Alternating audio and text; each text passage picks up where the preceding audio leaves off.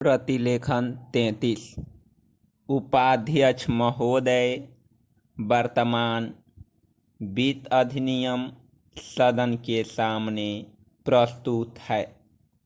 इस बिल पर मुझे बोलने के लिए आपने समय दिया, इसके लिए मैं आपका आभारी हूँ। इस बिल का एक विशेष महत्व इसलिए भी है कि यह संकट काल में पेश हुआ है। चीन ने हमारे देश पर हमला किया, देश पर संकट आया और राष्ट्र को चुनौती मिली, और इस चुनौती को हम सब ने स्वीकार किया, जिसके लिए पैसे की आवश्यकता हुई।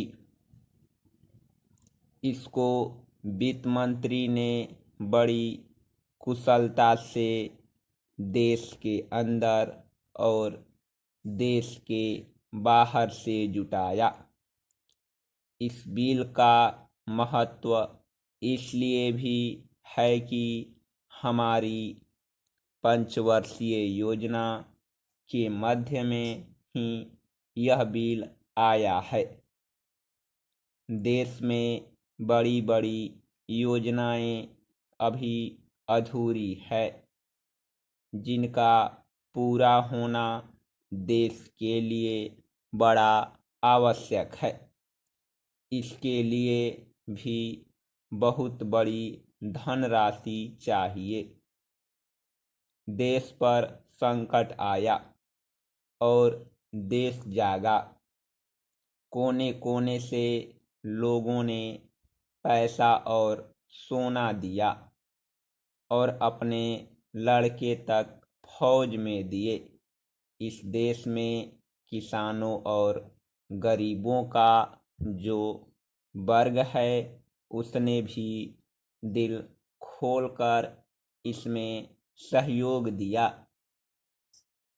उसके बाद जो उन पर अधिक बोझ कर के रूप में पड़ रहा है या अनिवार्य बचत योजना के रूप में पड़ रहा है, उसको भी वे खुशी खुशी सहन करने को तैयार हैं। परंतु वे सरकार से भी कुछ चाहते हैं। वे चाहते हैं कि उनकी जो गाढ़ी कमाई का पैसा है, खून पसीने का जो पैसा है, वह व्यर्थ के कार्यों में न जाए और उसका सदुपयोग हो। इसके अतिरिक्त उनकी कुछ अपनी दिक्कतें और परेशानियां हैं, जिनकी ओर सरकार का ध्यान चाहिए। इस आपातकाल के समय में तो उनको इन आए दिन की कठिनाइयों से राहत मिलनी चाहिए। ऋण लेने में और अन्य कार्यों में जो अड़चनें पड़ती हैं, वे दूर की जाएं। किसान भारत की रीढ़ हैं। अगर इनको सुविधाएं दी जाएंगी तो देश आगे बढ़ेगा।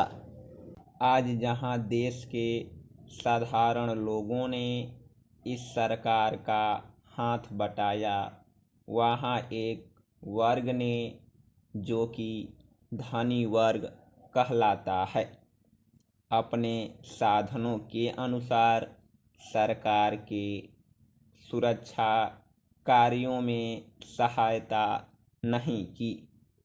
मैं यह नहीं कह सकता कि उन्होंने बिल्कुल सहायता नहीं की, लेकिन अपनी स्थिति के अनुसार सहायता नहीं की। जहाँ तक योजनाओं का संबंध है, इस देश को समृद्धशाली बनाने के लिए योजनाओं पर काफ़ी काम हो रहा